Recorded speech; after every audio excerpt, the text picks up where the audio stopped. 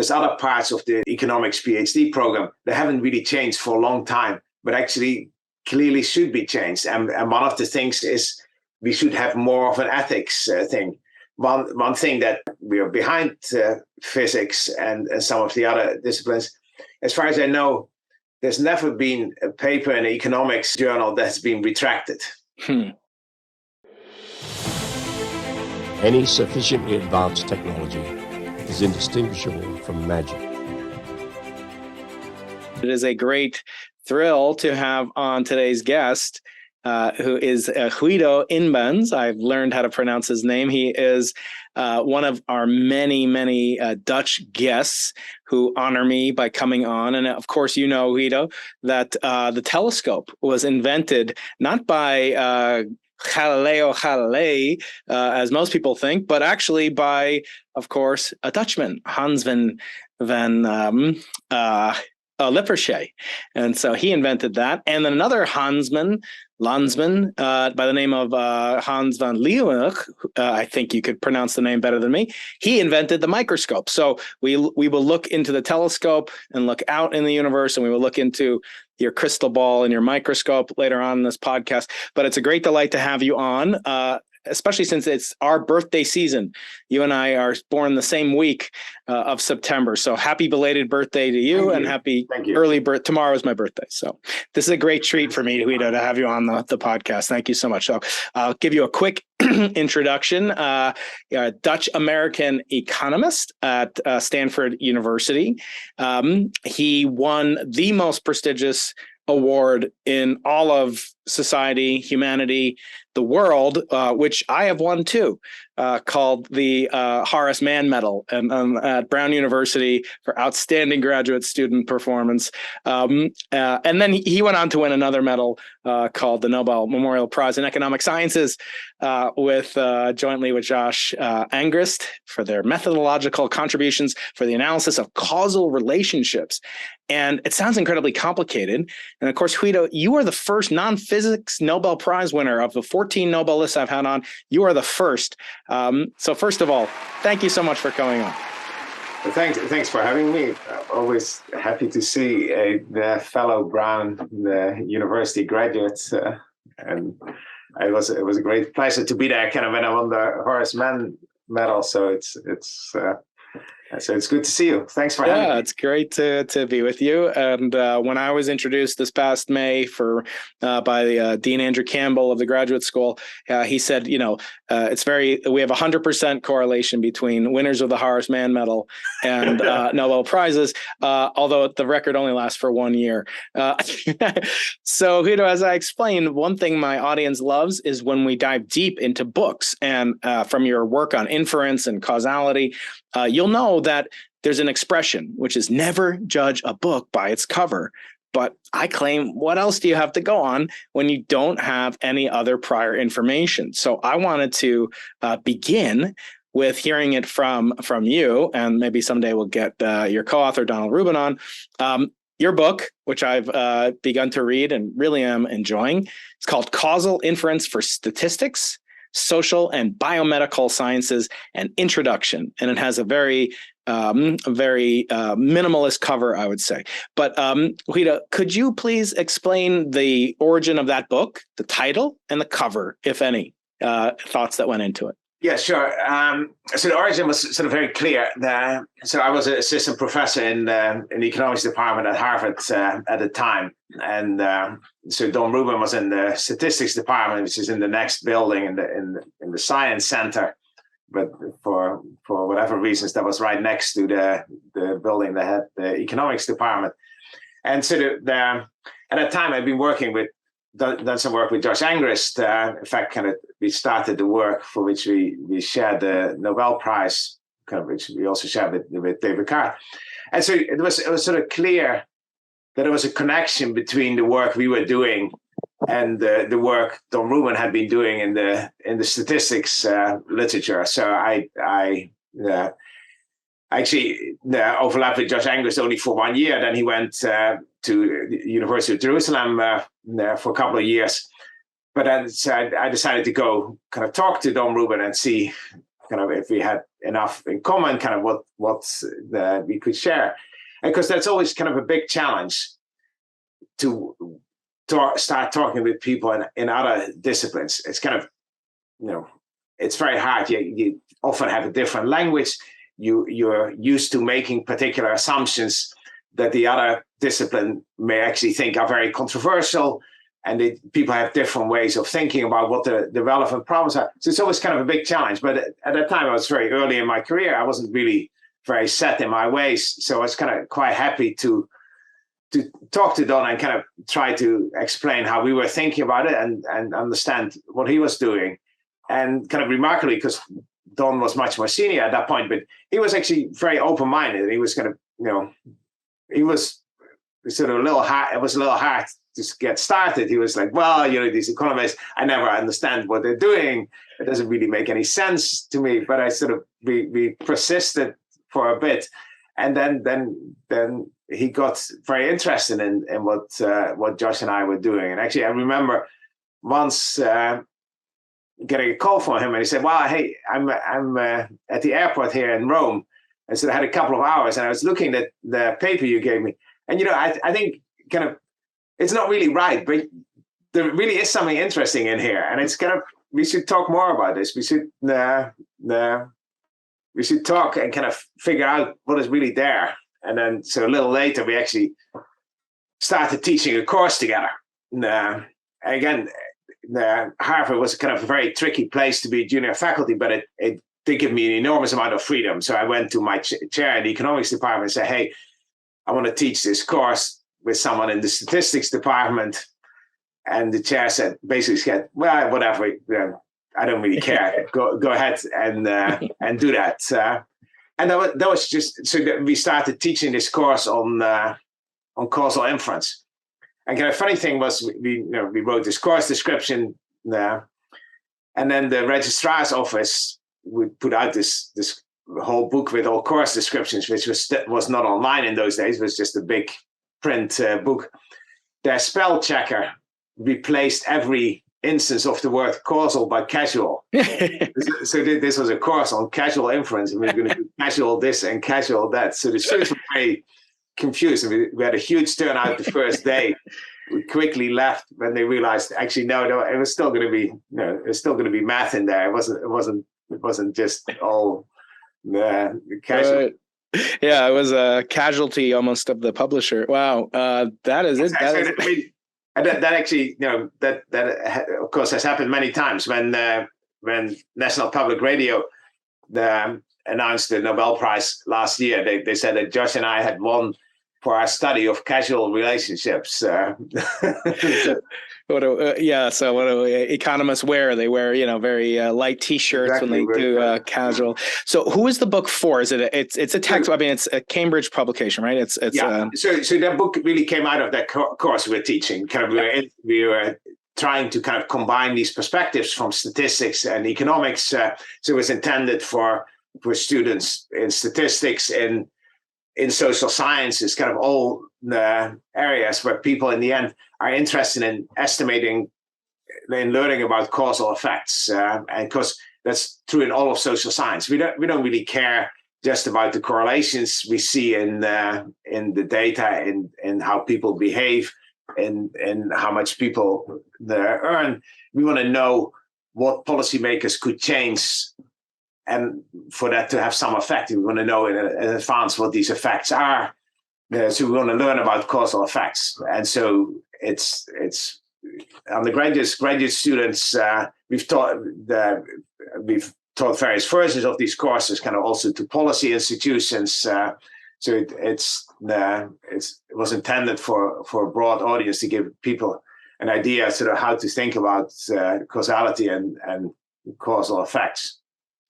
And in that, kind of instance, we'll get into a little bit more of your work, but I hear a lot in the economics literature about all these revolutions, marginal revolution, the inflation revolution. You're credited with something called the credibility revolution.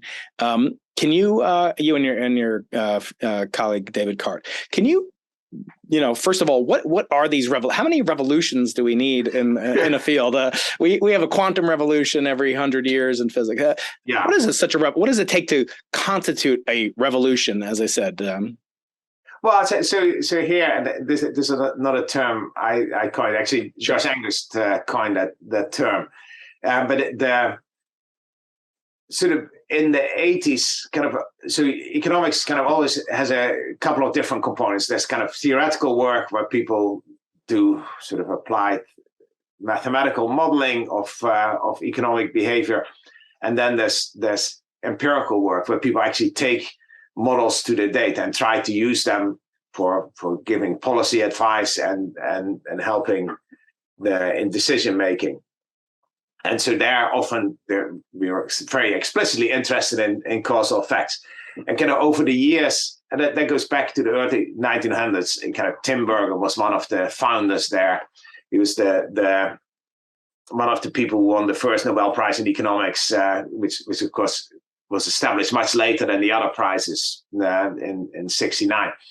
And so they started kind of with building these economic models and try to still get credible causal effects. And over the years, these models became much more complex and much fancier. And so partly economists got a little carried away by their cleverness and kind of tried to build these really complicated things. And so in the 1980s, people became a little disillusioned with that. And there's this famous paper that sort of Cart, Angrist, and I all cite in our Nobel lectures as a source of inspiration, by a guy at UCLA, Ed Leamer, that had the title, "Let's Take the Con Out of Econometrics." So actually, I had him give a guest lecture recently, and they said, well, now he wanted to change the title to "Who Put the Tricks into Econometrics?" But he's incredibly good writer. He's actually someone you should have on your podcast. Yeah. I'd love to have an introduction. He's a very witty writer, and in his paper at some point he writes, the problem with economics is that nobody really believes the results anymore, or at least nobody believes anybody else's results. And he shows some of these empirical papers where people really make these quite outrageous claims, and in a way that kind of it suggests they somehow think these are relevant for policymakers. And he looks the particular example. He looks at this: what is the deterrence effect of the death penalty? And because that's a very controversial in the political discourse, but there's these people trying to write these papers, and they claim, for every execution, we save 3 lives from people who would have gotten murdered otherwise. Right. And other people who write these papers, well, for every execution, that leads to 5 more murders. And they all claim that they estimate these effects with great precision. And it's sort of very clear, if you look at that seriously, that these papers are really meaningless. There's no way you can learn that from the data. The assumptions people make are really just outrageously strong, and it just doesn't make any sense that you could possibly learn that from that type of data. And there was a lot of empirical work of that type where people were making these strong claims, and it really just didn't hold up. And so what started then in the late 80s, and this is kind of people at Princeton, kind of where both David Cart was a student and on the faculty there. Josh Angrist was a student there.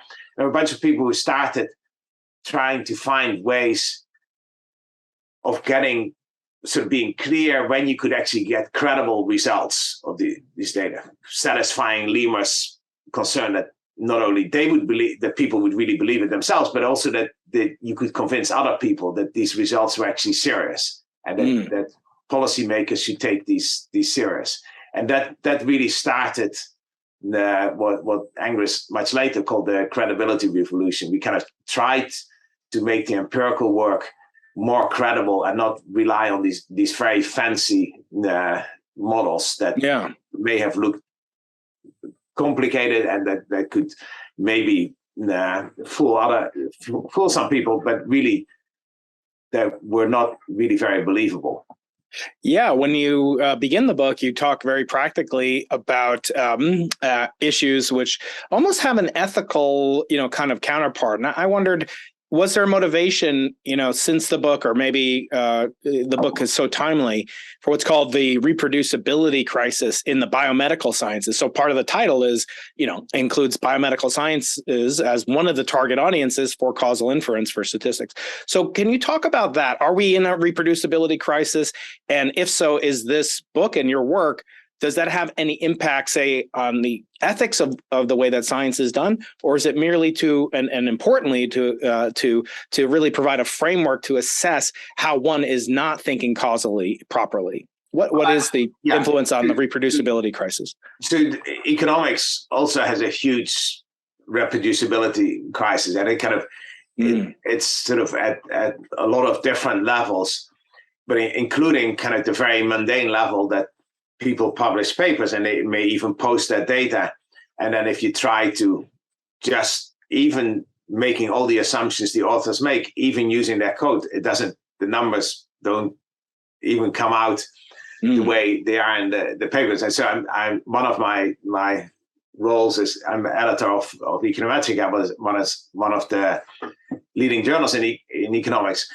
And there we're now moving towards having the papers at least narrowly reproduced before we publish them, where some of the economics journals started a couple of years ago, but for a long time there was no comment. For a long time, people didn't even have to share the data. Wow! And now economics in general is moving more towards, okay, we do need to really make sure people share that data. We need to have much more transparency and reproducibility, and that's sort of partly, we need to train the students better. When I was an undergraduate and even as a graduate student, when we wrote code for estimating our models, that was not intended for anybody else to use. Right. We were just writing for ourselves. And so I might put in comments in my code in Dutch or kind of in things that were only comprehensible to me. But now, of course, that's no longer acceptable. You work in teams. You need to be able to do it in a way that someone else can use it.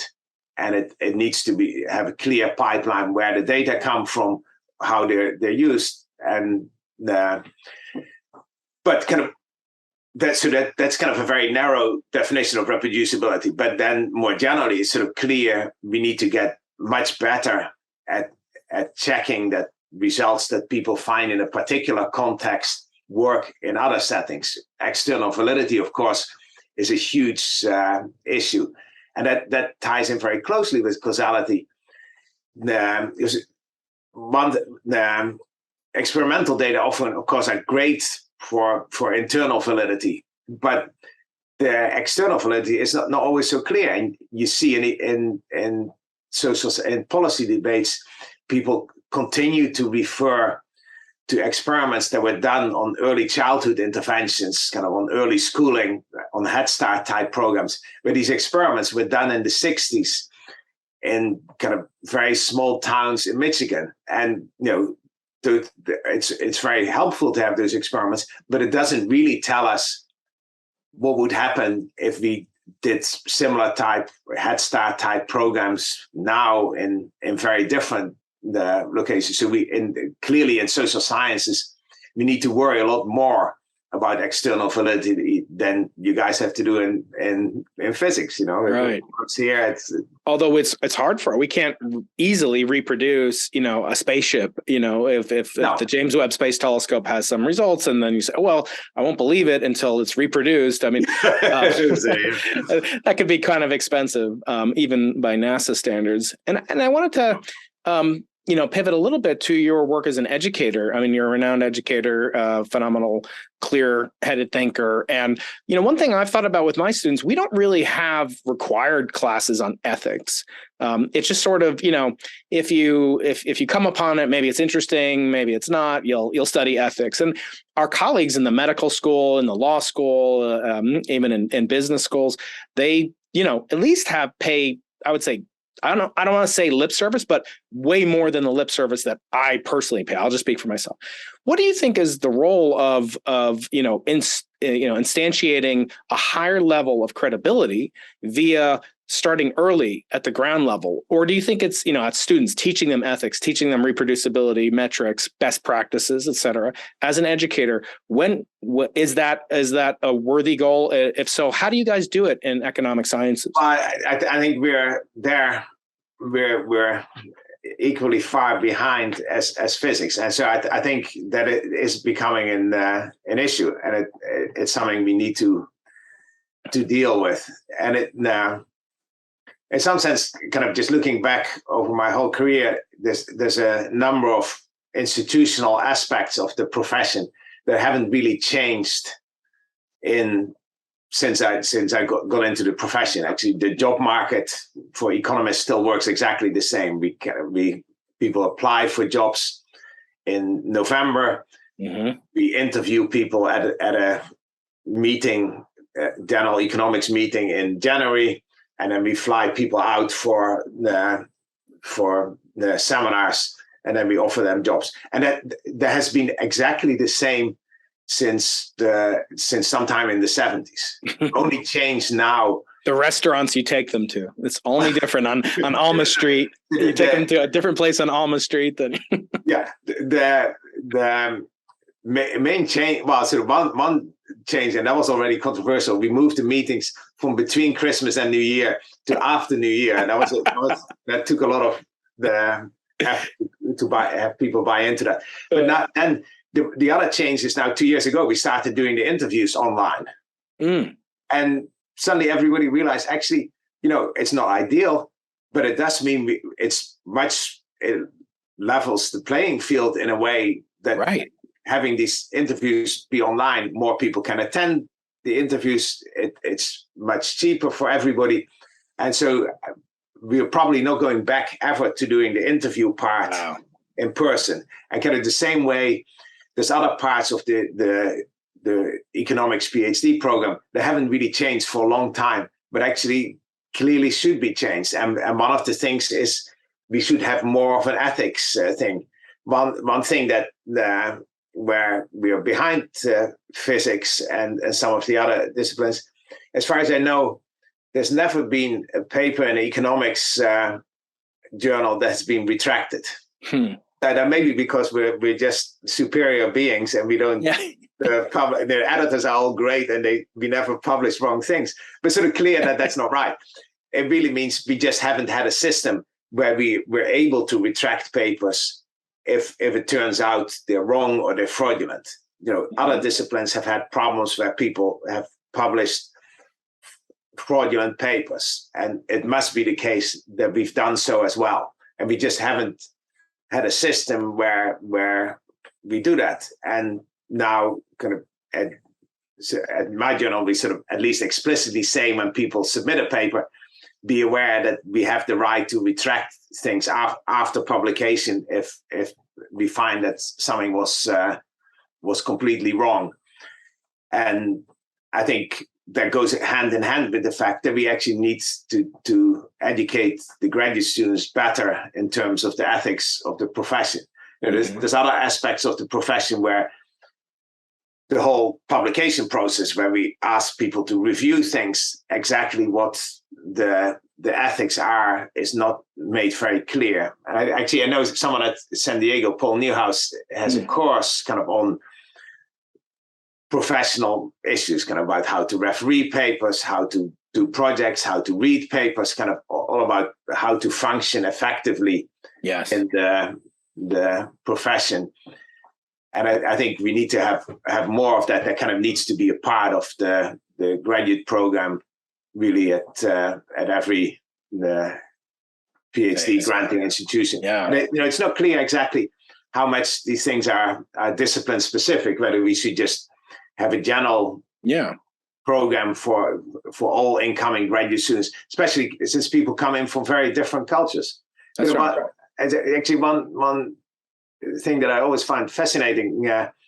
So here at Stanford, we have this, you may have it in San Diego as well, we have the honors code for students that if I give an exam, I can't actually be in the room where the students take the exam. they're supposed to monitor themselves, and they're supposed to then tell me if someone else is cheating.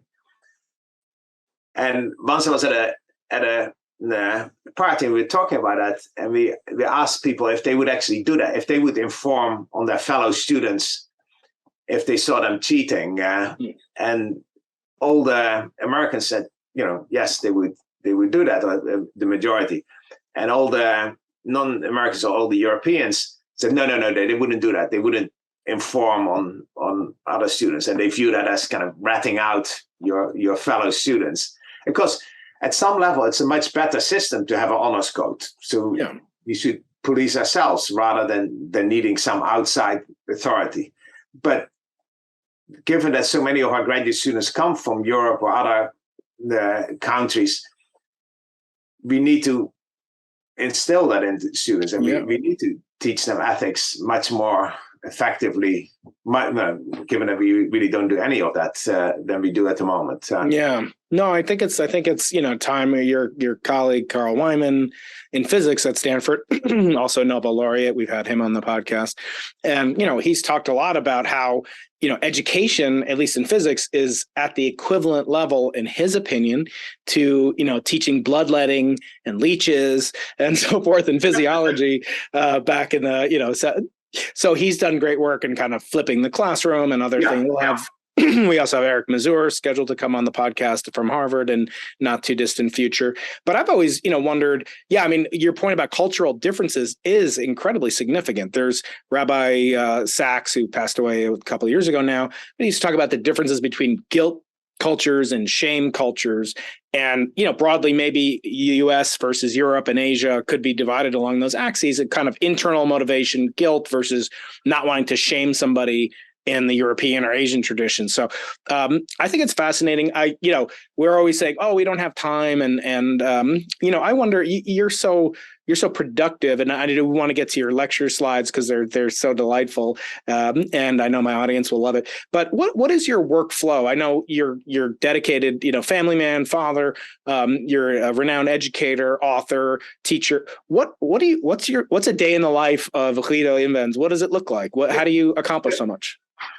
Well, so I don't really, at some level, view myself sort of as getting a lot done, though. So I do try to stay away from the guilt, because that always I do not like that, and I find it very unproductive. But part of it, I just love the work. I love working with the students. So what I do in my day, I spend time with my family and my kids, and I do work, and I don't really do a huge number of other things. I go biking here with some colleagues here, living. You live in San Diego, but so living here in Palo Alto, biking is just amazing, and stuff. But I don't really enjoy watching TV very much, so that I don't really do a huge amount of that. But even that, I don't know about you, but I do sort of have self-control problems for a while during the pandemic. I was using there's this app called Freedom that kind of that doesn't allow you to surf the internet for a while. The whole screen goes green, and you're now free to do the stuff you're supposed to do. Right. I used that for a while because I found myself kind of getting too distracted, and in the end, for me, what's always been kind of both productive and enjoyable is kind of having time to think and not be distracted. But it takes a fair amount of effort for me to get into that state where I can really think, and I need a couple of hours to really do that and be productive. And of course, that's over. The older I get, the harder it is to find that time to do that and not get distracted, because there's always a lot of other things to do. But I try to that's kind of the part where I'm most disciplined, that I try to find ways of making sure, even if I'm on the computer, to not move around to different screens and stuff, and not have all these other windows open that if I'm stuck, that I would start doing other things and really to try think deeply into things. Don Rubin, my co-author on the book, sort of had this expression that you need to be willing to think so hard that your head hurts, and kind of really think deeply into that. And when I was a kid, I was into playing chess and kind of I was just going to ask you about that.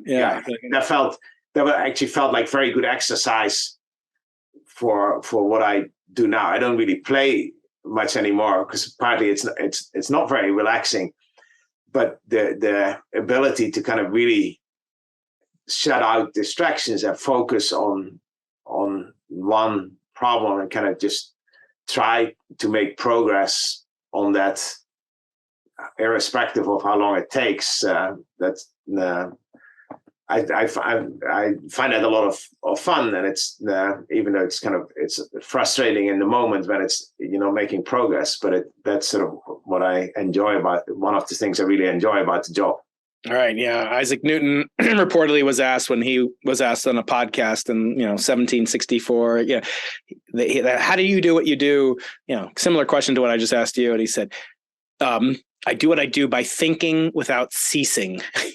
And he would do things like lock himself in a dark room for 3 days at a time to study. I don't want to compare myself to No. But I'll do it. Yeah, the shutting out the distraction, and it's just in that sense, I kind of feel fortunate that when I grew up, there was this chess culture where sort of when I was 15, 16, we would kind of play with regular adult time control. So you would have these 5-6 hour games and you would do nothing else. There would be no telephones, there would be no talking to other people. You would just focus on a sequence of problems. I still find it a very useful skill. I mean, I wasn't of course super good at it, but I learned a lot from. I mean, one of the quotes I have here is that you credited it, with your passion for econometrics, starting that. So I wonder, speaking of Isaac Newton, I just brought up. This will make sense in a minute, but when I wrote my my second book is called Into the Impossible, which is interviews with Nobel laureates, and I was speaking with Barry Barish, who won the 2017 Nobel Prize, co-recipient for discovering gravitational waves with the LIGO experiment, and I asked him some questions I'll ask you at the end of this conversation in 20-30 minutes, and that was what advice do you give to your former self? And he said basically to have more confidence and eventually to get over having the imposter syndrome. And I said, what do you mean get over it in the future? Like he was speaking in the future tense.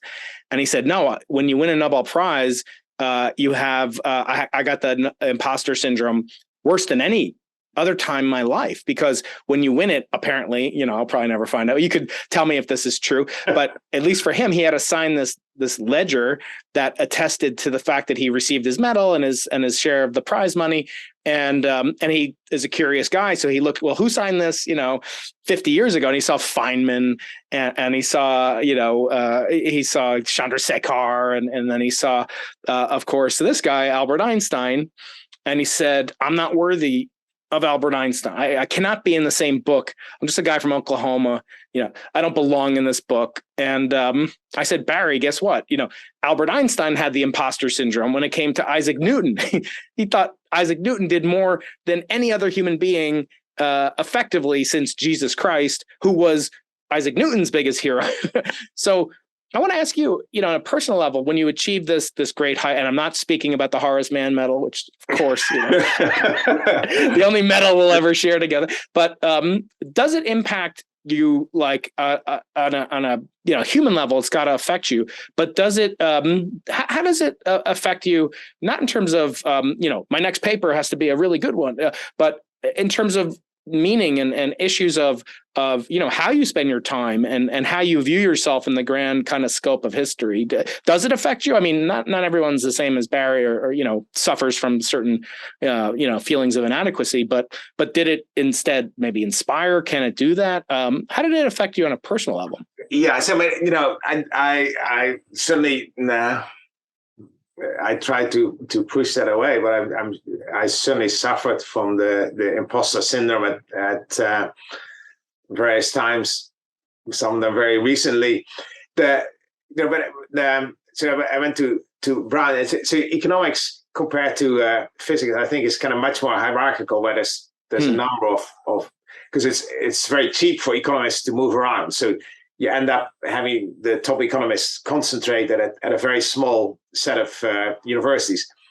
And so going from Brown to my first job at Harvard was something unusual. I'm not sure. I don't think they'd ever hired someone from Brown University before. And so at some point, I remember one of the senior faculty saying, and this was in reference to someone else who'd been hired from a similarly ranked university as Brown, and said, "Well, we don't very often hire from the provinces." Maybe he was saying providences. He might have been saying Providence. Yeah, no, exactly. But so that didn't really help much with the imposter syndrome. And and growing up in Holland, Harvard was a place I'd heard of. That's probably the only American university I'd heard of at the time. So when I was there, I never really had the feeling I belonged. I didn't really have the expectation of getting tenure. I didn't get tenure there, and that didn't really bother me because that was never really on my horizon. But I had a great time there because I connected with some people, including Angrist, including Rubin, including a senior colleague in the economics department, Gary Chamberlain. And so it was a great time for me to learn a lot of things. At the same time, I remember sort of going to the seminar in my area in econometrics, and there were 4 senior people there, and it was incredibly intimidating. So partly some of them weren't particularly supportive of the junior people. They were very senior. They had won many prizes themselves. They saw themselves as kind of having done very important work and doing very important work relative to what Angrist and I were doing at the time. And then some of them sort of made it clear that they thought much more highly of their own work than they thought of ours. Exposed, it wasn't really quite clear whether they were right, but it was kind of a tough environment, and I certainly tried to do things a little differently with my students now. I think that was not really a very supportive environment for junior people, and I think that was probably not great. There were parts of it that were great, and there were some people who were incredibly supportive. I mentioned Gary Chamberlain before, but that certainly it certainly didn't make me feel like that was sort of a natural place for me. That was a place I belonged. But then kind of over the years, and even at the time, I felt the work I was doing was good, and I got a lot of satisfaction out of doing the work, and I enjoyed doing that. So it didn't really bother me. I wasn't looking that much for outside validation, and certainly didn't have any grand ambitions that this would be work that would really meet with widespread acceptance. But I thought it was interesting, and I thought it was good, and I got a sufficient amount of positive feedback that other people thought it was interesting and important and novel, and so that helped me. They kind of continue to inspire me to keep doing it. Yeah, well, I think the sometimes it's said the opposite of the imposter syndrome is the Dunning-Kruger effect, where you have a little bit of knowledge, and then that makes you feel like you have this expansive perspective on the field. I always joke, I have the most knowledge of anybody about the Dunning-Kruger effect.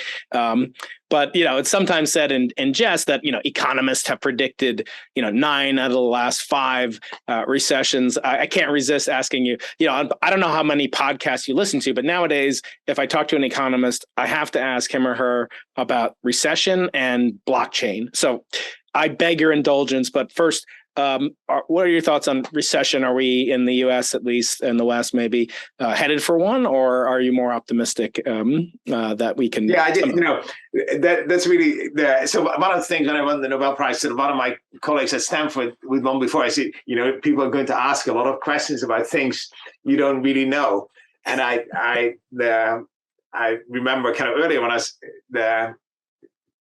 when a colleague of mine in econometrics won the prize, and then at a dinner he was talking about that he'd gone to Korea and he'd had dinner with the finance minister there, and we said, well, what did you talk about? And I said, well, I talked about monetary policy and stuff. And he said, well, we said, well, what do you know about it? You're an econometrician.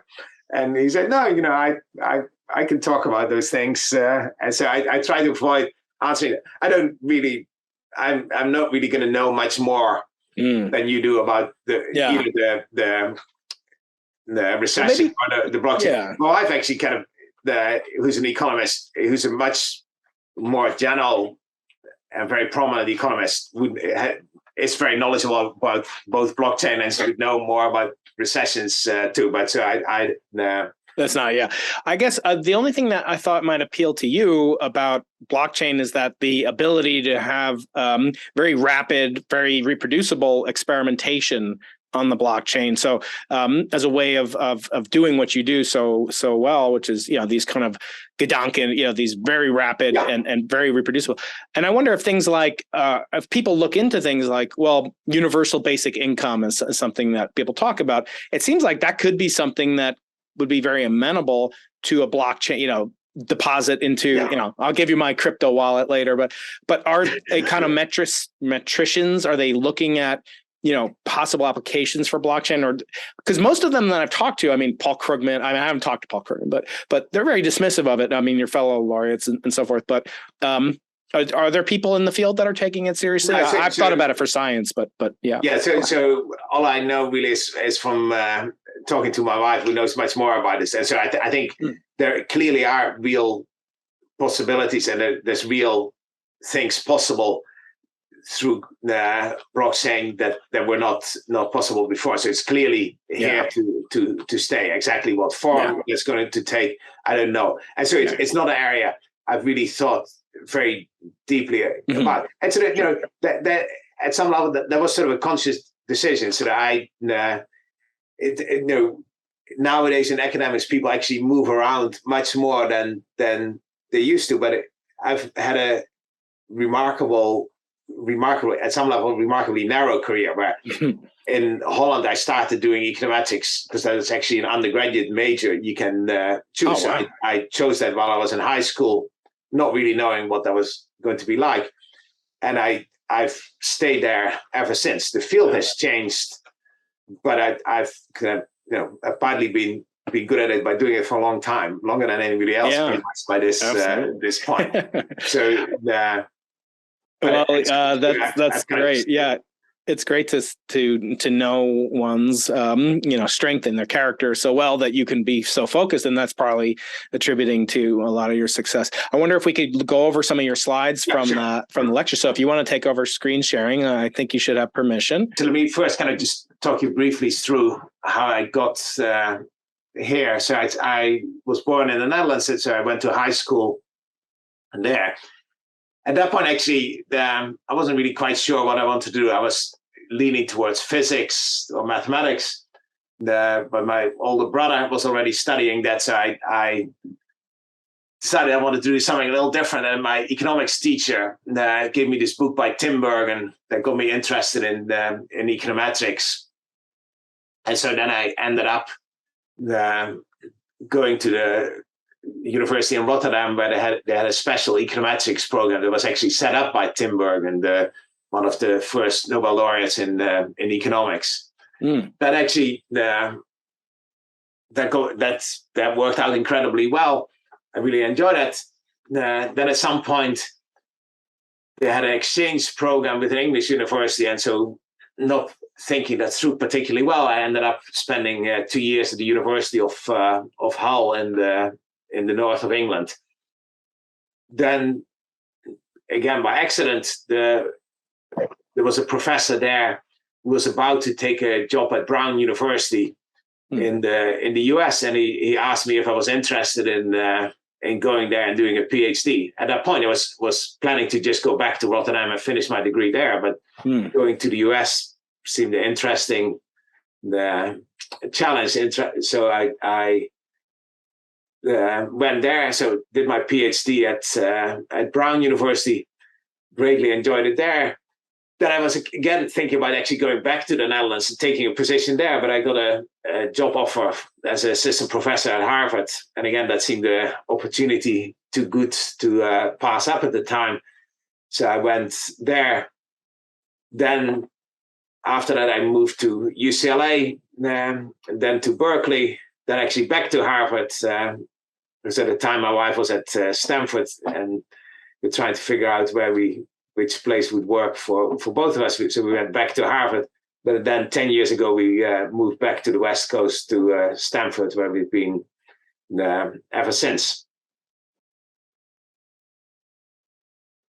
So kind of what is my research about? Kind of the general theme is it's about causality. It's kind of obviously we all know that correlation isn't in general the same as causality.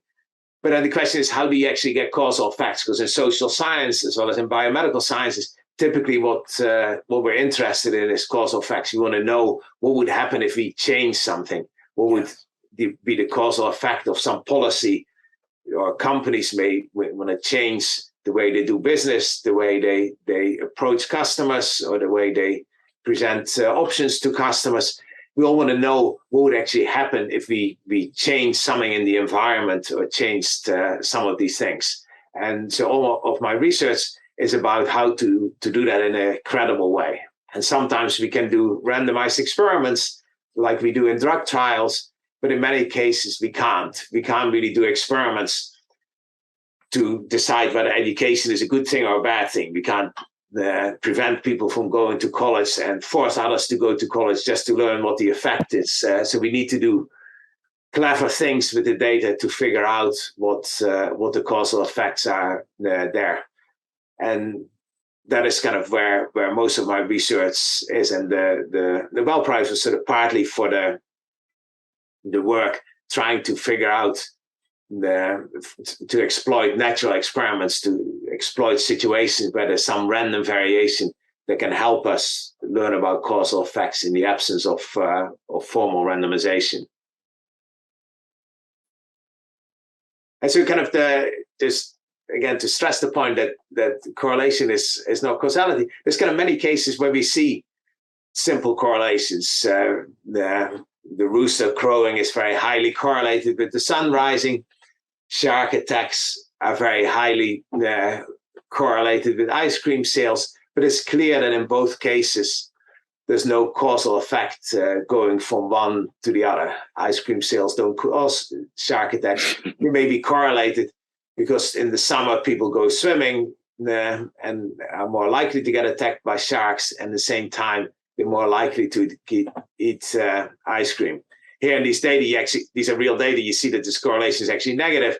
That's because it's shark attacks in Australia and ice cream sales in Florida. So when it's summer here, people go swimming in Florida and go buy ice cream in Florida. But at the same time, there's few people swimming at that time in Australia. So there's few shark attacks.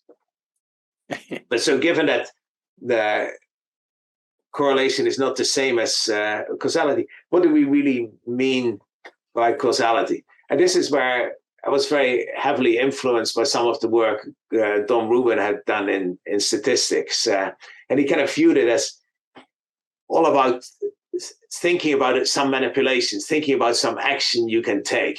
So here on the slide is this poem, part of a poem by Robert Frost. Two roads diverged in a yellow wood, and sorry I could not travel both and be one traveler. Long I stood and looked down one as far as I could to where it bent in the undergrowth. And that sort of really illustrates well the problem. We want to think about causal effects as there being some decision point where you could go left or right. And the causal effect is the outcome at one end of the road versus the outcome at the other end at the end of the other road. But you can't really ever see both because you can only take one of the roads. And you want to think about a causal effect as not the effect in the abstract sense, but the effect of a particular manipulation, of a particular action. I can go to college or not go to college. I can take an aspirin or not take an aspirin. Or I can send people some information or not send them information.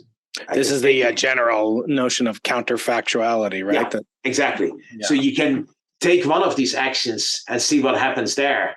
You can take the aspirin and maybe your headache will go away, but you'll never know for sure whether it would have gone away had you not taken the aspirin. Right. And so you can never directly observe any of the causal effects. And that's kind of the big challenge. Yes. And so kind of to deal with that, we want to think about what the manipulation is. We're going to clearly need multiple units, multiple people, multiple objects, so we can see some that are exposed to a treatment and some that are not exposed to the treatment.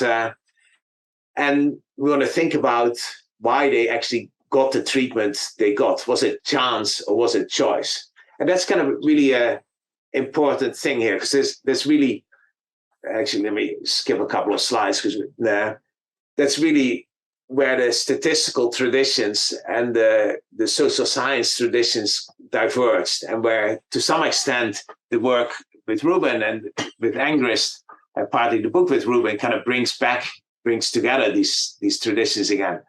But in statistics, the study of causal effects was really in the context of randomized experiments, where we're just really very sure we get what we want. We take a set of individuals or some population, we split them into two groups, we give some of them one treatment and some of them another treatment. And because we actually randomize, as Fisher kind of stressed, if we actually do the physical randomization, we know that even if these groups are different, the chances that they're very different is controlled, and we can put precision on how different these populations could be.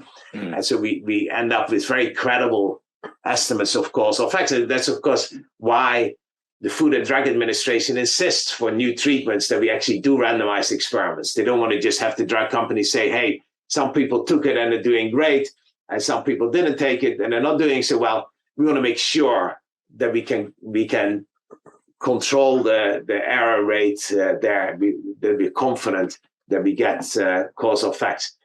But in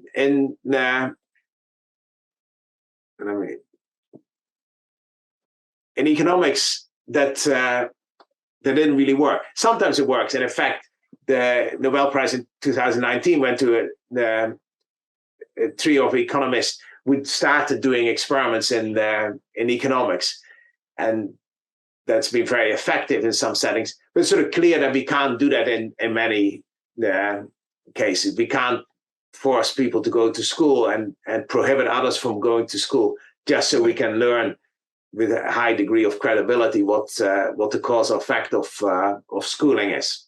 I've often thought that I'm sorry to interrupt, but one of them, when I was a graduate student at Brown, I had a fellowship that required me to go and teach in public schools in Providence, and I remember teaching them back then. This is in the mid '90s, early '90s, and I was teaching these students, and I was teaching how many planets there are, et cetera, et cetera, and I just thought to myself, if I come back 30 years from now and I ask these adults, who are children in the early 90s, I ask, how many planets are there?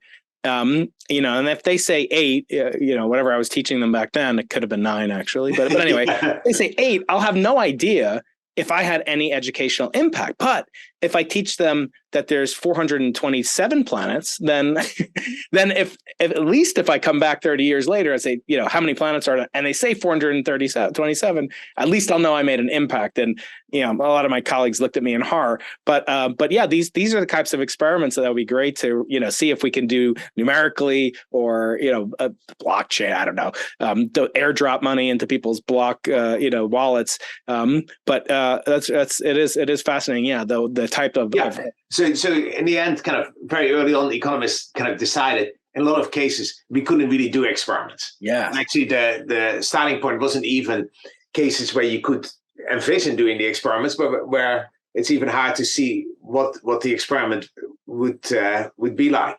So Tim Bergen, kind of in the 1920s, was interested in estimating the demand for a particular product. So for Holland in those days, if you've ever seen the Dutch paintings of Van Gogh, kind of from his Dutch period, kind of the potato eaters. Potatoes were big in Holland right. in those days, and so he wanted to know what the effect was of the price on the demand for potato flour. And you kind of, as economists, and this is actually kind of interesting, where from a computer science perspective, when I talk to my friends there, from a statistics perspective, they're like, wow, the effect could be positive or negative. Actually, economists are pretty sure that prices go up, the demand is going to go down, but we don't know how much. Yes. And we don't want to simply, and that's really a kind of a fundamental insight there from economics way back, that we don't want to just look at quantities when prices are high and when prices are low and say, well, that difference tells us what the difference is in demand, because prices are not set randomly. It's not like an experiment. Mm-hmm. Prices are set by sellers because they think that's what the market can bear. That's what they can get away with. And so when they see that the demand is high, they're going to charge more. And so disentangling how the prices are set, what the supply is and what the demand is kind of a key challenge here. Mm-hmm. And that's just from looking at prices and quantities, you can't really do that. And so part of what the economists have been doing since the 1920s is kind of trying in those settings to disentangle these different forces and estimate what the effect of prices on demand or the effect of prices on supply is. Mm-hmm. And so I'll come back to that, kind of what you would do in this particular situation, kind of with these demand and supply settings. But what kind of at a general level they did was they tried to build a model for how people behave in these markets, and then try to use that to disentangle these two forces, kind of supply and demand, and kind of essentially what the solution is going to be is to find something that affects supply without affecting demand, something that's going to shift the supply function but not change the demand function. That's going to help you. That's what is called an instrument, and that's going to help you figure out what the demand is. Now, in sort of one of the papers I did with Josh Angrist and another co-author of ours, Katie Grady, is we looked at it and said in the Fulton fish market. This was data that actually Katie had collected for her thesis on the price and quantity of a particular type of fish sold at the Fulton fish market, whiting. And so she wanted to estimate the demand function. So the question was, what is there that changes supply but doesn't change how much people are going to demand at a particular price? Now, there may be a strange question, and so that's not an easy question to answer directly, but kind of from an economics perspective, sort of very clear. And she came up with a very nice solution there. She looked at weather conditions at sea, things like wave height. So if there's a lot of waves, if it's very choppy, it's just going to be hard for people to catch the fish. More dangerous out there. It's kind of, if it's stormy, they're just not going to bring as much fish on shore. Mm. But of course, if I'm interested in buying fish, if I'm a buyer there, I don't really care what the weather was at sea. Right. All I care about is what the price is. Yeah, how it translates to price. And so that's something that doesn't change the demand function, but it's going to create variation in the price because it made it harder to catch the fish, and so it's going to change supply. It's to affect supply side, yeah. And so that's kind of the way the economists kind of look for variation in some part of the model that doesn't affect other parts of the model. So we're very confident that when I'm interested in buying the fish, I don't really care about what the weather is at sea, whether it was hard for the fishermen or easy for the fishermen. All I care about is what are they charging me per pound. Yeah. And Tim Burgeon is very interesting. He has he studied physics apparently. Yes, at Leiden with Paul Ehrenfest, and he apparently met many famous physicists like Cameron Linnaeus, who won the Nobel Prize for superconductivity, and a man by the name of Albert Einstein. And he may be his son, but there's a famous radio astronomer, he's passed away now, named Jaap, Jaap. How do you pronounce that, Guido?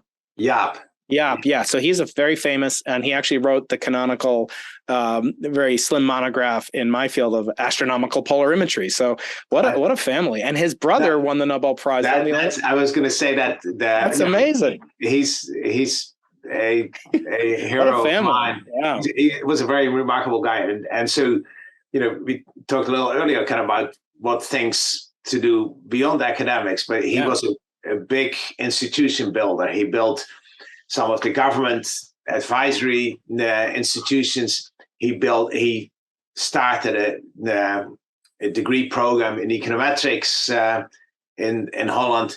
He did a lot of stuff for the United Nations during the Hungarian uprising in the 50s. He actually took in refugee children from Hungary in his house. He was just a remarkable, unbelievable human being, scholar and an intellect. Yeah. Amazing. Yeah, he was just a very, very remarkable person, and it's sort of interesting, kind of that his work inspired me when I was in high school. But it was only much later that I read his work, but it still resonates very much. It still has a very modern feel to it. I was fortunate enough that when I was a student in Rotterdam, I actually did go to a public lecture he gave there. He was still coming there occasionally. So I do feel this intellectual kinship with him. Mm-hmm. So, but sort of later, the economists kind of started building these more and more complex models. And so here's a very interesting slide. So the picture on the right is a picture of this of an economic model, but a physical version of an economic model. So when I was an undergraduate in Rotterdam, they would actually bring this out kind of once a year. So it was a model where water flows modeled the flow of money in the economy. So there kind of were all these basins in this machine kind of that showed the GDP, and then there were levers that you could pull to change interest rates, to have a monetary policy, to have a fiscal policy, to change exchange rates, and it was a physical model that allowed you to simulate how the economy would respond to various government policies. And it kind of, and it's a very complicated model here, and it could do many remarkable things, but it also symbolized kind of how complex these models became over the years, and at the same time how they became less and less credible over the years. So when I was an undergraduate there, they would wheel this out, and then they would demonstrate the model, and it wasn't working anymore. Whatever you would do, the water would leak out of the machine and would end up on the floor, and GDP would very quickly be down to zero. So it symbolized kind of the state of econometrics kind of over the years in more than one way. And then kind of by the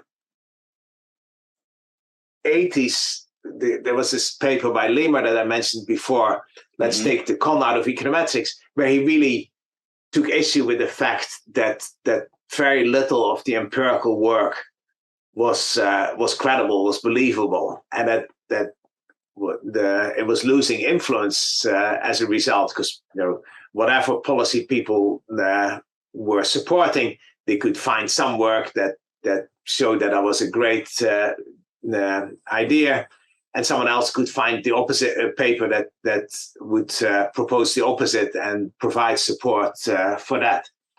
And kind of when Angrist and I came into the profession, there was a real sense that a lot of the empirical work was just not credible, and what we were trying to do was find ways of improving that, find ways where people could actually do empirical work that was believable not just to them, but that was believable for others, that was useful for policymakers, so that was robust to kind of a lot of the auxiliary assumptions people were putting in their models, that made assumptions that you could actually talk about, that were transparent, and that you could build support for the results in incredible ways. And of course, that's not always possible. Kind of, Lehmer looked at these analyses of the deterrence effect for the death penalty, and there, at some level, you just cannot do it. There's no data available in the US that would really tell you one way or the other what the effects are there. And so it also kind of forces us to be a little bit more humble and acknowledge that sometimes we're not going to be able to give credible answers, but in some cases we do. So let me, I don't know how much time we still have. Oh, it's up to you. I'm happy to go as long as okay. It takes. So let me go. So this is kind of one of the key examples that was cited in the award. So let me go through some detail here. So when Josh Angrist wrote his thesis, he looked at he was interested in the effect of estimating the effect of serving in the military on earnings. And so this is kind of one of these cases where obviously we can't do a randomized experiment, or no randomized experiment had been done. And you're worried that people who serve in the military are different from people who don't serve in the military in lots of different ways. They may be less risk averse. They may have more skills. They may be more highly educated. They may be different in many ways. So how are we ever going to find comparisons that people would actually find believable? And so the first step was to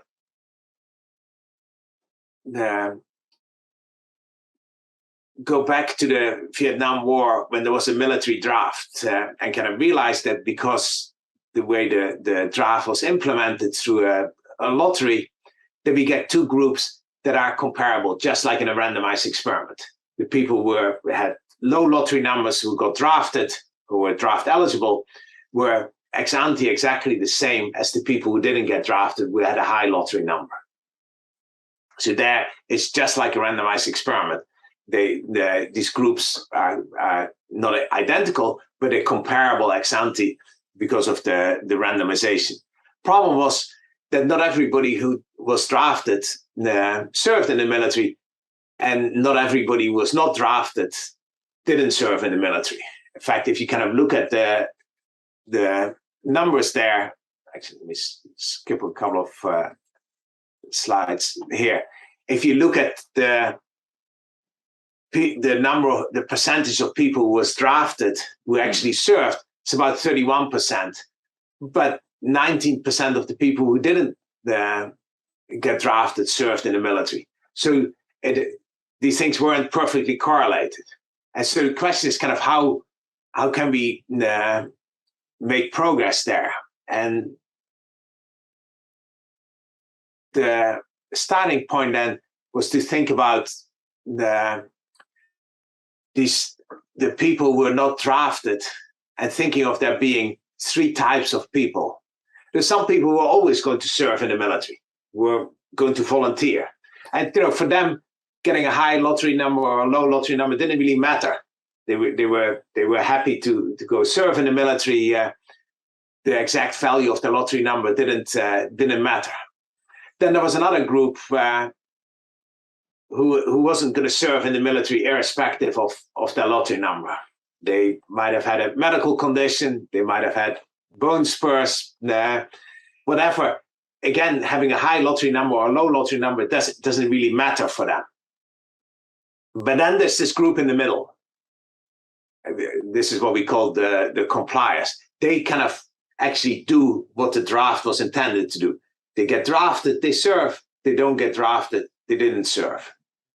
They weren't actually going to volunteer, but they were willing to submit to the draft if they did get drafted. And so if they were not drafted, they would end up as in the civilian labor force. But if they did actually get drafted, then they would switch and they would serve in the military. And you can kind of see that really what you would like to do is kind of know who these compliers are, because then for that group you actually do have a randomized experiment. There, the randomization does exactly what it's supposed to do. It switches people from the not serving to the serving the population. But the problem is we can't tell directly who these people are.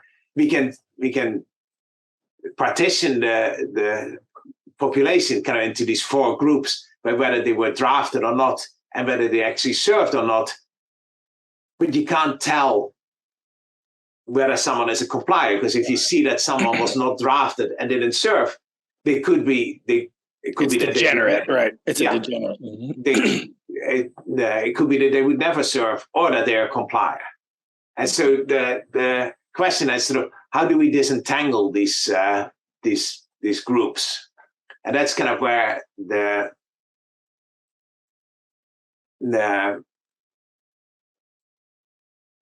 insight was, that if we're willing we're trying to disentangle these groups, but from seeing draft status and veteran status, we can already, first of all, we can estimate the fraction of these three types. And here we find that, in fact, about 20% were volunteers, about 70% would never have served in the military, and then there's only this 12% were in this compliance group, were actually the one we're most interested in. They would serve if they got drafted, but not if they didn't get drafted.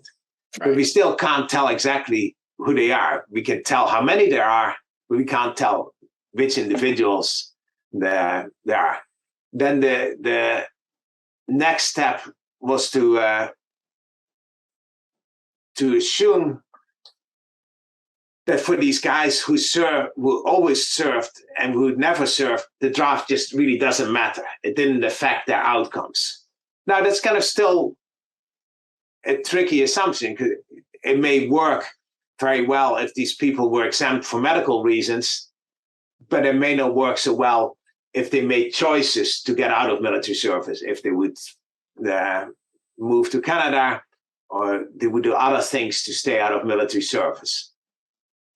But if we are willing to make that assumption, then we can estimate what the effect is of military service for this group in the middle, for these 12% of the compliers. And kind of for the data that Angrist collected, he estimated that it was about a 20% decrease in earnings. So these people actually paid a huge tax later in life in terms of their earnings by serving in the military, where their counterparts who had a lottery number that meant they didn't have to do military service had earnings that were much higher because they had additional time in the labor market, they had additional experience, and they ended up with better paying jobs. And so this is the kind of the natural experiment where the system, the structure, helped us by giving some credible randomization for some part of the problem, and then we combined it with some of the economic modeling to disentangle these these effects in a credible way. Now, here, kind of just as a way, sort of how they may work in other settings. Similarly, when I grew up, we had military service in the Netherlands. Of course, that was a little different. Holland wasn't actually at war at the time, and in fact, they didn't need as many recruits as they were getting. So the military kind of had a problem that, in fact, they had too many people who were serving in the military, and so they decided to deal with that by just exempting 1 year entirely. So there was one lucky birth year, 1959, where people didn't have to serve in the military. And the years before and afterwards, everybody in principle had to serve, and about 45% or so on average did serve in the military. There were still people who had medical exemptions. There were still people who had religious objections and other things. But typically about 45% or so served in the military. But then there was this 1 year where nobody served.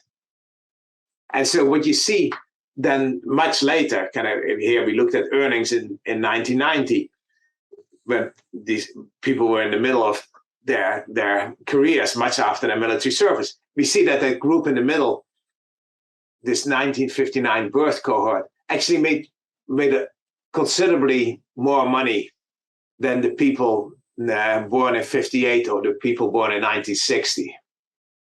And you see that this is based on national data, so it's a large sample, even for a small country as the Netherlands. You see that these people just made significantly more money, and so that seems very plausible that it comes from not having to serve in the military. In fact, kind of the numbers are they're not as high as in the Angrist case, but it's about 4%. These people make about 4%. And to kind of make that even more credible, if you do the same exercise for women who never had military service in the Netherlands, for the women there was no such difference. The 59 cohort was no different from the 58 or 60 cohort, and so that lends additional credibility to these estimates, and so that kind of satisfies the lemur concern that you want to make these things credible. You want to come up with estimates where you're really willing to put your reputation on the line that these actually are credible causal effects. And so then let me go to one more example. And so this goes back to the Timbergen study. So here's what these data actually look like from the Fulton Fish Market study. And the Katie collected these data for a thesis. That was actually just a remarkable thing what she did there, because she would have to get up at 2 a.m. every morning in Princeton to drive over to Manhattan to the Fulton Fish Market. And that was a tough place to collect data. There were concerns there still with organized crime involvement. Later, the building where they kept the records burned down, and it was. I've been there once, kind of just to see what it was like, and it was not a very pleasant place to collect data. To do a thesis, to collect thesis data. Yeah, so every day, every transaction, just follow the seller around, record the transaction, and kind of how much fish they sold, what price they sold it, and there are kind of lots of interesting things that came out of that. But so here, just kind of looking at it's this cloud of data points. Sometimes prices are high, sometimes prices are low, sometimes quantities are high, sometimes quantities are low. The correlation is pretty much zero. Yeah, there's nothing there. But then what she did was say, well, the first thing that the economists would do, they say, well, what do these points really mean? We want to think of every point there as the intersection of a supply and demand function. Now, that doesn't really help very much on its own, because both supply and demand clearly change every day in this market. So that doesn't help us kind of figure out what is what. But then what she did was collect data on what the weather was like at sea in the day before, when these fishermen were actually out there catching the fish. And so she defined kind of 3 sets of days, or at least kind of here we're using 3 sets of days: stormy, fine, and intermediate. And so stormy was when the waves were high, when the wind was strong. And what you see is on those days, the prices are relatively high and the quantities are relatively low. And we think of that as those days supply was low. Demand wasn't really affected because nobody cared. The buyers don't really care. They don't care whether it's stormy at sea. They care about how much, what the price is. It's like, and so then if you look on fair days, the price is relatively low, the quantity is relatively high. And so kind of if you then put those two together, that helps you figure out what the demand function is. It helps you disentangle the supply and demand, kind of very much in the same way that Tim Bergen did with his potato flour data. Right. Not in a big data setting. I think he had like 8 observations, but it sort of helps you disentangle these things. The same way the draft lottery creates this random variation in whether people serve or not, at least for the compliers. Here, the weather creates this random variation in the supply function that allows you to learn about the demand function. And that's, then the sort of more complicated stuff in the background where you want to deal with the fact that there's actually also heterogeneity in the demand function, and it may not be linear, but it's having this instrument, having this variation in the supply that helps you trace out what the demand function is, and that gives you more credible estimates of how demand would change if you change prices. And just the vocabulary, the price elasticity is the derivative of quantity, log quantity versus log prices. Quantity versus log. So it means anti-correlated, high quantity, low price. So and the -1 is actually very important, because if it was, obviously it should be negative. Yeah. Prices go up, demand should go down. But if it's between 0 and -1, it actually means that your revenue would go up if you increase prices. And so then sellers should just be increasing their prices, because they would actually increase their revenue and the fact that it would sell less wouldn't matter, because the revenue would go up. So you would expect in these markets the elasticity to be -1 or less. So that's, and again, the raw correlation between prices and quantities here is actually pretty much 0. So it really shows that this is making some sense. Now, kind of the last example is from a paper actually I did with Donald Rubin and a student of ours, Bruce Sasserdote, and that came directly out of this first course we were teaching on causality. We were interested in what the effect was on the universal basic income. Initially, actually, we were interested in what the effect was on child poverty, and there's sort of been a lot of work on that. And essentially, all the empirical work was just comparing kids in rich families with kids in poor families, because you need to have kids who grow up in rich environments versus poor, and sort of clear. It's not really clear what that means, because rich and poor families are different in lots of different ways.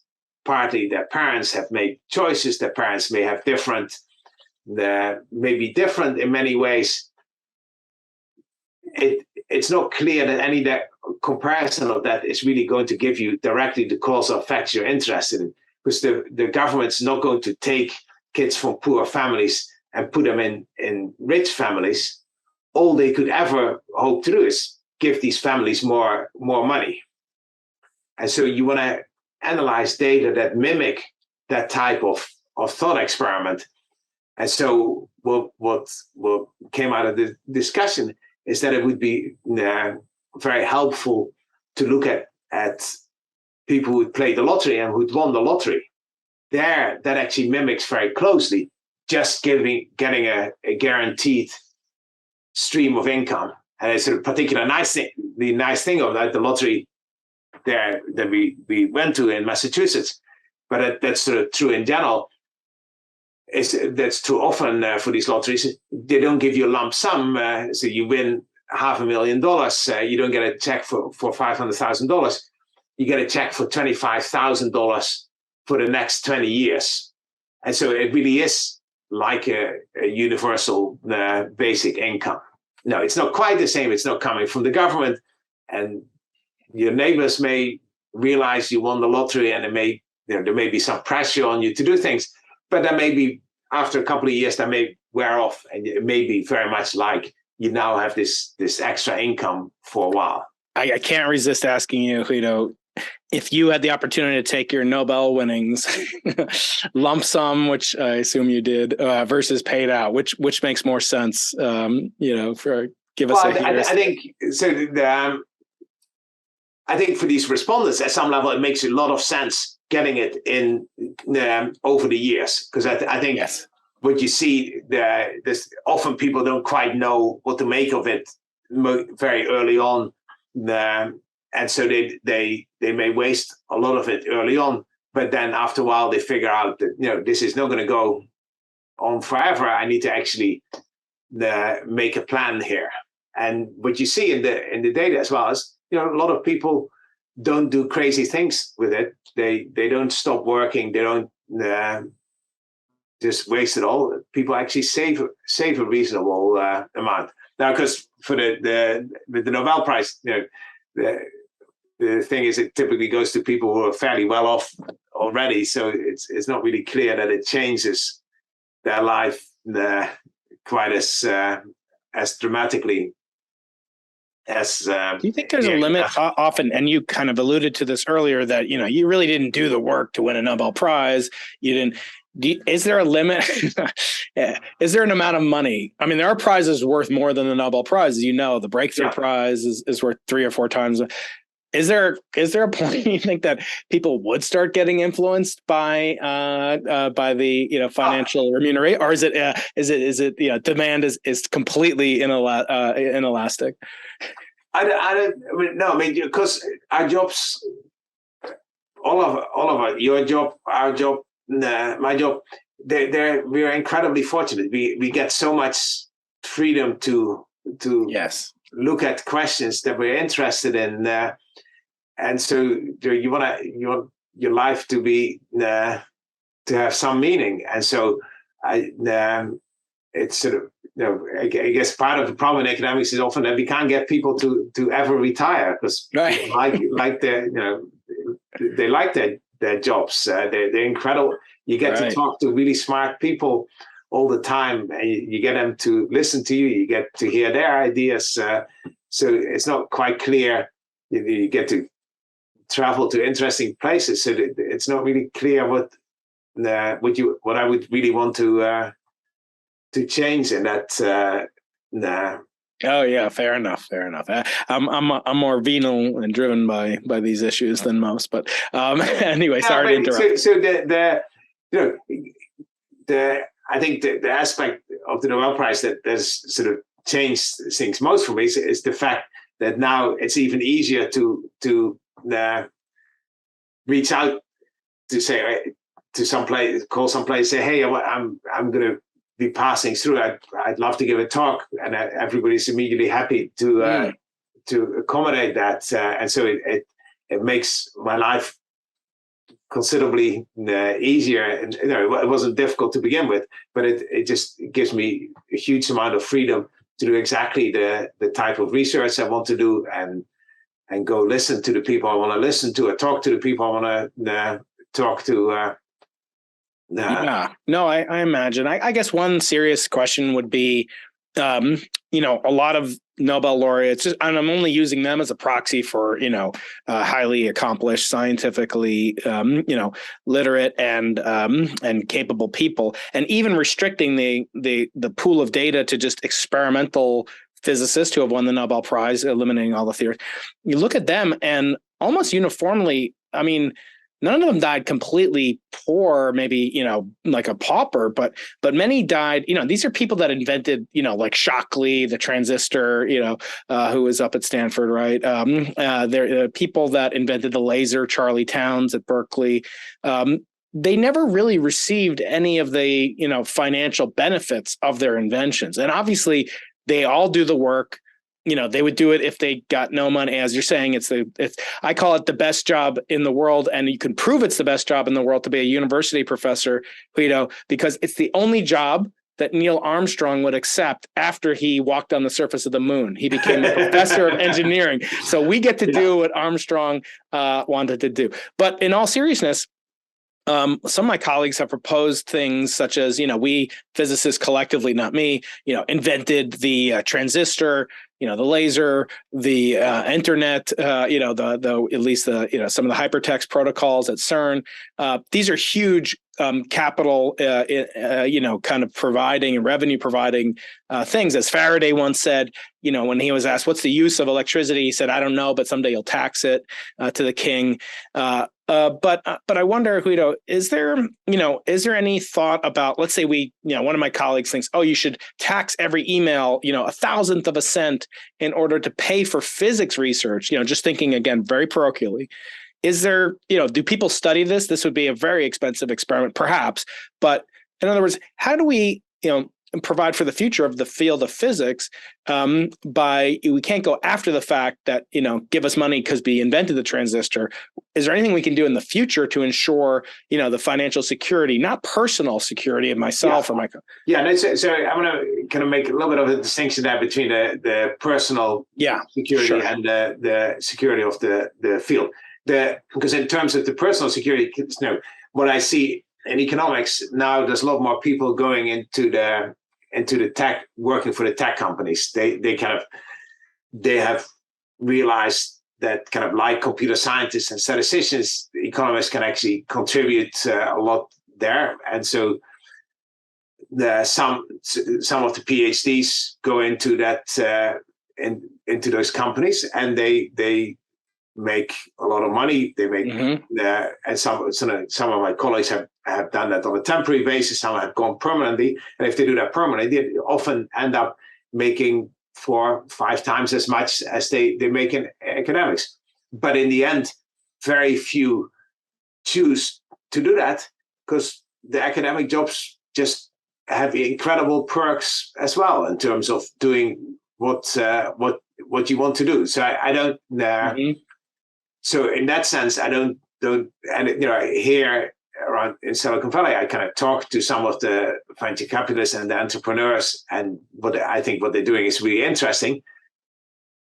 But it takes skills that I don't necessarily have, and I think some of the things, even though I could well see that they would end up being very successful, I wouldn't find very interesting kind of to be doing. And so I would not want to. And so I made my choice here, and I'm incredibly happy doing what I'm doing. That said, for the government, for society as a whole, we need to make sure that we keep the people going into these fields, and we need to make sure we fund them well enough. And we need to kind of realize that expose some of the work people have done, even though they may have looked ex ante like it wasn't going to be particularly useful, turned out to be incredibly lucrative for society. And we need to make sure that those inventions keep coming. Yeah. So finding some better ways of financing these things without nickel and diming it the way it gets done at the moment, that clearly would be the. Yeah, would be good. That makes sense. Yeah, sorry to interrupt. No, and I think it used to be that some of the companies had bigger research labs, kind of sort of both here, because with the Bell Labs in Holland, the Philips Electronics company was for a long time the biggest company in Holland. They had a big physics lab, kind of with where very distinguished physicists were working, and they as a company kind of took a lot of their social responsibility. They funded all their employees' kids kind of going to college and stuff. I got the funding from them when I was an undergraduate. And so you would like to see some of the tech companies taking some of their responsibility as well in terms of funding the PhD programs that they take a lot of students from. If it's one thing for the government to pay for the PhD programs if the students all go back into public education, but if they go to the private sector, then maybe the companies should pay a little bigger share of the cost there. So I think we do need to think about how to change the funding there. Mm-hmm. But so in this case, kind of with these having the lottery gave us a very credible way of figuring out what the effect of the unearned income was. Now, it can still turn out to be fairly complicated if you just look at the winners and losers samples. These were actually quite different. Of course, that was not because the lottery was not random. It was just people would buy different amounts of lottery tickets. Was differential non-response because people didn't necessarily answer our survey. But in the end, we ended up with kind of both with credible estimates, and we ended up with estimates that were credible. We could demonstrate that they were credible kind of by looking at how much these differences were prior to winning, and that these statistical methods kind of eliminated any difference between losers and winners prior to the time they won the lottery. So here, this was again something that would really satisfy Lima's concerns, that these were estimates that you could take to the bank and that that were credible. In a purely, efficient market, wouldn't there be some influence, say, on the expected future value of money, and that, in a low interest rate environment, it might be perceived by, obviously a knowledgeable person that it's better to take a lump sum and, avoid inflationary concerns, or is anything macroeconomically relevant for these micro? In principle, that's yeah, absolutely right. And in fact, there's a market that kind of solves that, because if you win this guaranteed stream of income, you can actually go to the bank and ask for a lump sum, and they will discount it for you. In practice, and that's sort of a behavioral economics thing, what people get initially, they sort of tend to stick with that rather than go through the trouble and changing that. So a lot of people just stuck with the 20 years payment system because that was what they were offered by the lottery, and they didn't want to have to think through and worry about getting taken advantage of by the bank by not getting enough, or getting or not trusting the bank there. They clearly did trust the lottery at that point.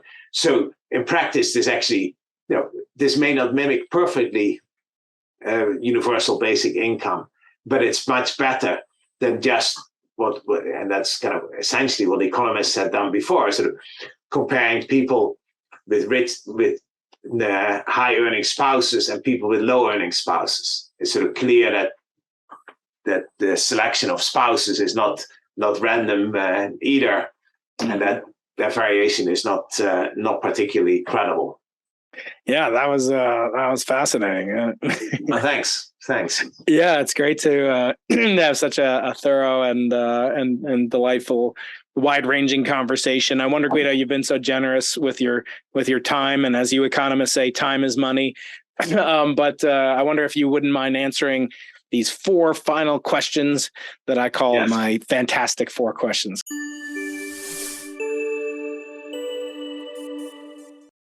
great. Okay, well, they all involve some way legacy or advice to your former self. And most of my audience is young. A lot of males listen to my audience, so yeah, you can kind of interpret that as you like. But a lot of them really do reply quite well to advice and how to overcome the challenges that you certainly have had to deal with. And I think the first thing I'll start with is, as I said, it's right before my birthday, right after your birthday. And in the Hebrew tradition that I partake of, there's a notion that the righteous live to be 120 years old. So that's the age Moses lived to in the stories of the Old Testament. And at that time, he gave an invocation, that's what the last book of the Bible is about. I'm sorry to give a Bible lecture if you already know this, but the final book called Deuteronomy in English, or Devarim in Hebrew, it's basically one long will. He's giving like a will, not of monetary will, and he wouldn't get into the promised land, and not all of us get into the promised land, but he gave a ethical will, and it was kind of advice and then from the sort of wisdom that he had acquired over his 120 years. I want to ask you, when you reach the biblical age of 120, what sorts of wisdom would you want to give, not just to your biological children that you're so devoted to, but to your ideological children, which there are many around the world?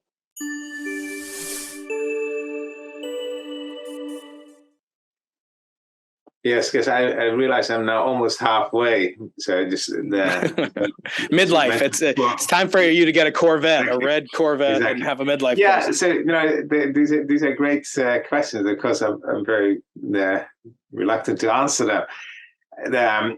But so I think it's about one thing is about the importance of listening. And because now I've done a lot of talking the last hour, but you're the guest. I'm much more comfortable.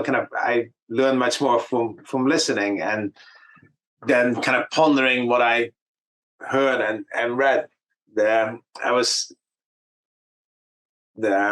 talking to a Dutch politician the other day, who was an academic prior to being a politician, and he said at some point something that struck me.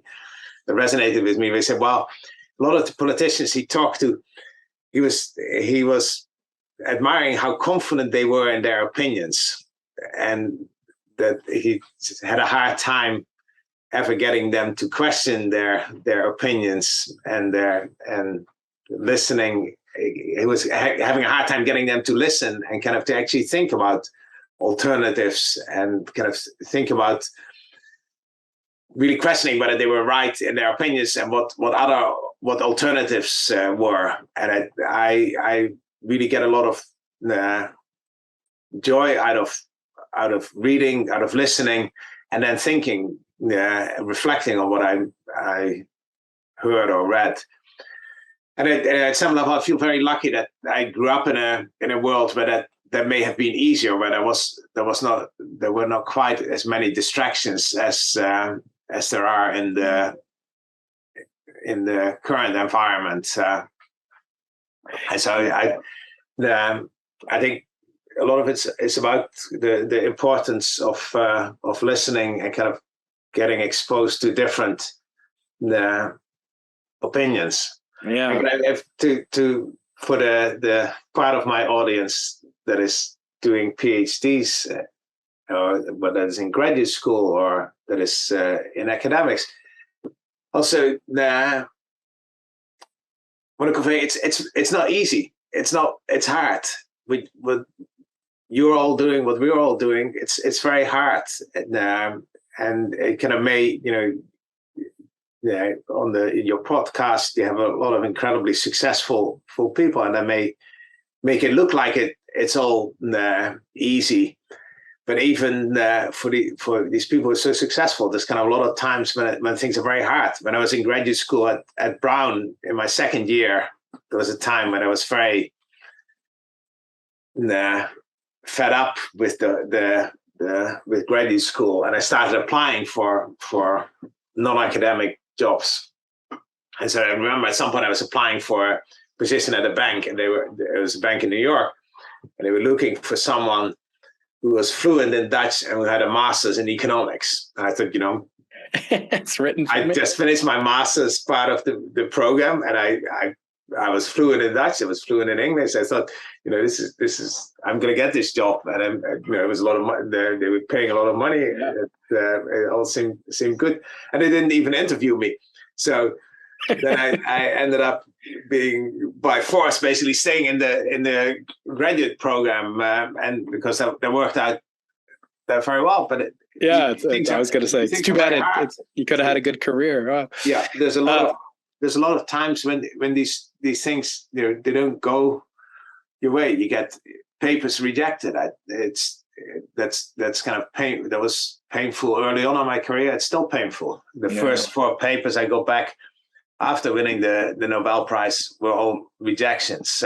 And so I'm not, I don't want to complain. I've been very fortunate in the way my papers have been handled over the years. But it's very hard for us. It's very hard for everybody, and people should not underestimate how challenging it is, kind of from a mental perspective, in these jobs. And people should be aware that everybody else is going through this as well.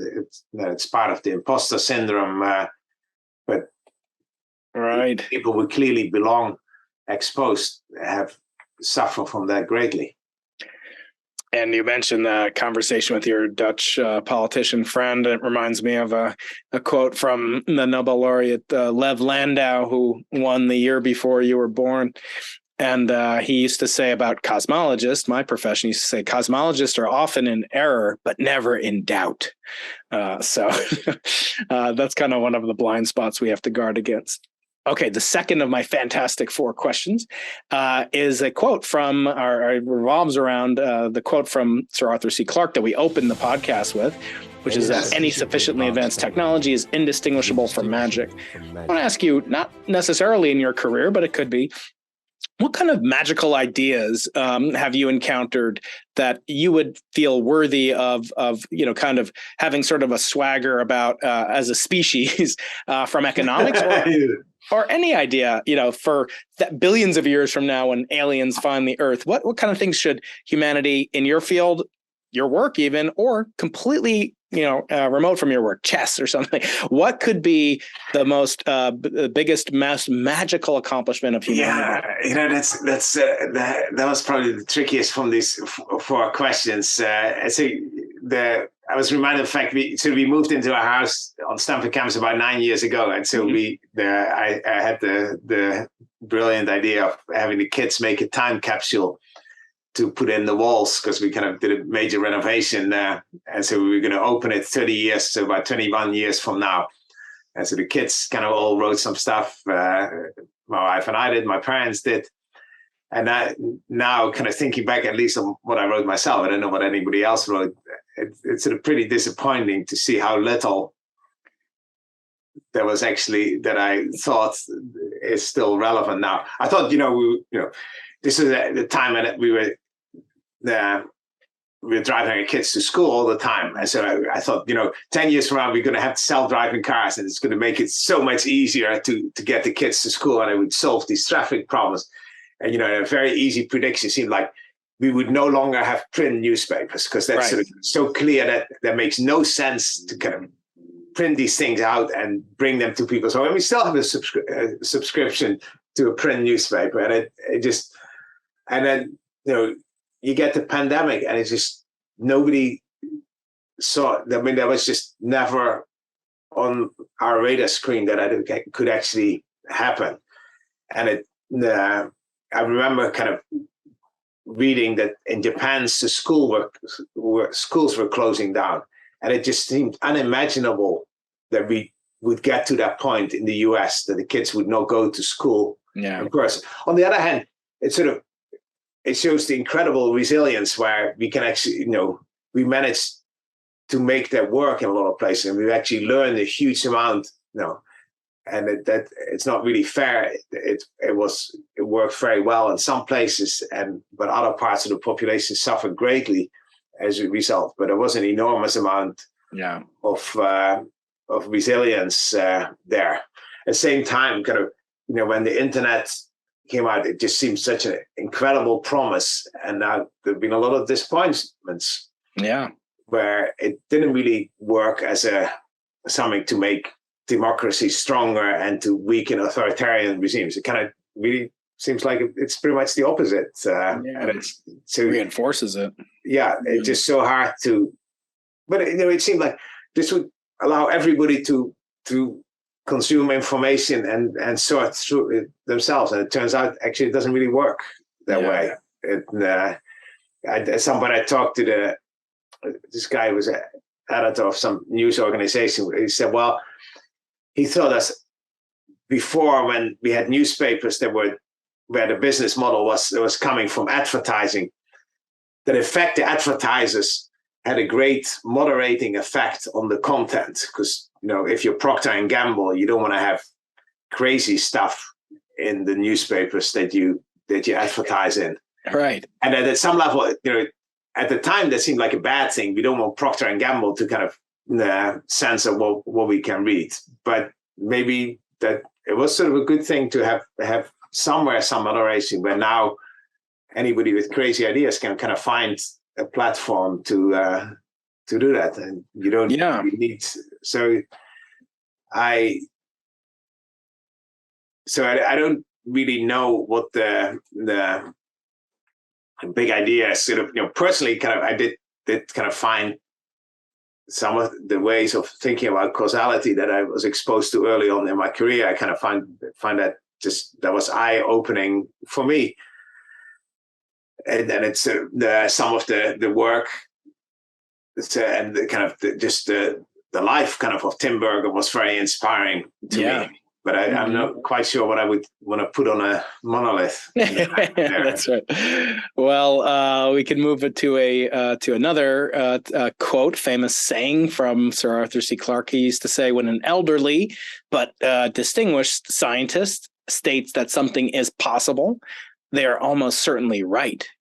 But when they say something is impossible, they are probably wrong.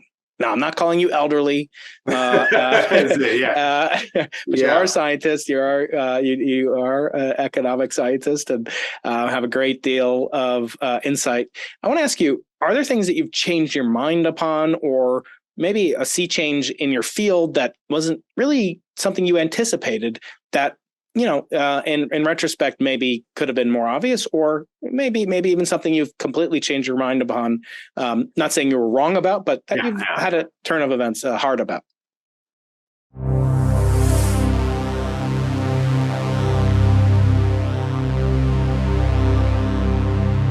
Yeah, so I'm going to say two things here. So one is so now I'm editor of one of the economics journals. So I kind of read a lot of papers, and I try to kind of think about whether I try to keep a very open mind about things where people are suggesting things that are way out of the box. And so I had this paper a while ago where someone said, well, all of economics sort of builds these models where we discount the future a little bit. We don't put as much value on the future as we put on today. And he was saying, well, that was all wrong. We should discount the future much more. We shouldn't really care about the future. Now, you may say, well, actually, we should care much more about the future. Yeah, we're going to be there a long time. Right? Yeah, we made a mess. We've made a mess of some things. We should value the future very highly. But so this guy said, no, you guys got it all wrong. You're putting too much value on the future. We should, pollute away, climate change, no worries. And his argument was, and this gets more to your neck of the woods, he said, well, there's some chance we're going to figure out how to do time travel. And once we figure that out, we're just going to come back and clean up the present. And so the fact that we make a mess of it now, that's not a concern. We should just give a lot of money to the physicists and they figure out time travel and then we solve it all. Yes, I endorse that. Yeah, so I said, this is not really for the journal I run. You may need to send it somewhere else. And in fact, so I'm gonna reject this paper, but it's really a win-win thing, because either I'm right and it was the right decision, or if I'm wrong, that's no problem either. Then I'm just going to go back and come back in the future published the paper anyway, and then I looked like a genius. Sir Roger Penrose tells a story about how one day Stephen Hawking was around Cambridge, and he put up a desk, and on the desk it said, "Welcome, time travelers." And Penrose and everybody's, "What are you doing?" And then the next day, he published in the student newspaper an advertisement for time travelers to come and visit them yesterday. And so he was thinking he could disprove any attributes, any possibility of time travel. Okay, Guido, you've been so generous. Last question. Now we're going to go backwards in time. And maybe a time travel is really applicable here. And this is the famous quote I use from Arthur Clarke that says, "The only way of distinguishing the limits of the possible is to venture a little way past them into the impossible." And that's the name of the podcast. I want to ask you, what mysterious aspect of life maybe perplexed you as a 20 or 30-year-old man that you'd give advice to your former self about now to give you the courage to do as you've done, to go into the impossible? Advice to your former self. Yeah, so sort of looking back at my career, I felt early on I wasn't very good at picking good questions, and I think I also wasn't really very good at talking to other people about that. And so, but where I was very lucky, it was kind of connecting with people like Angrist and Rubin early on, who at the time to me felt like they were much more confident, like, this is a stupid question, don't work on these things. But sort of trying to figure out when a question is worth spending a lot of time on. Once I was kind of motivated to look at a particular question, then it kind of was just like playing chess. It didn't really matter that at some level it was whether it was relevant or irrelevant or not. Once it engaged me, it was very easy for me to just get deep into that. And I do feel that sort of a couple of times in my career, I kind of ended up with a question where I would feel that there's something here I don't understand, but I feel deep down that there is a solution, that there is some insight, there's some better understanding, and I want to get to that place. And kind of a couple of times that did work out, where at some point I really felt, okay, this here, now I know something that I really didn't know before, and that, I don't think kind of in this field people know that. It doesn't mean it's necessarily an important thing, but I really felt a couple of times that, like, wow, now I've learned something, that this is sort of what I'm doing this for. And so I'd kind of suggest to my former self to kind of be more confident there in kind of trusting your intuition, because it's very hard, because you do make mistakes. You end up working on the wrong things. But again, in combination with the listening, kind of just be willing to spend time thinking hard about the problems and trusting your intuition, that there's some solution, because developing that intuition has been a long process. But I feel exposed earlier. I was actually better at that than I realized at the time. Wow. Yeah, that's the message. I think that's so important for my audience to hear. As I said, many people will listen to this, thousands and thousands, and it's been such a great treat to talk to you and for you to share so much of your time. And from the land where the telescope was invented, I was afraid that you might use another Dutch saying on me, which is "klaf in de molen." Is that? Klap van de molen. Klap van de molen. I thought you might say that about me. No. This was great. It was a very pleasant conversation. It's great to see you again. Wonderful. Right. It's so nice to talk to you. I hope we get to see each other again, my fellow Mann medalist, and I wish you great success and many checkmates to come. If you do get some time to play some chess, that would be lovely. Guido, thank you so much for joining us today. Ryan. Take care. Thank you.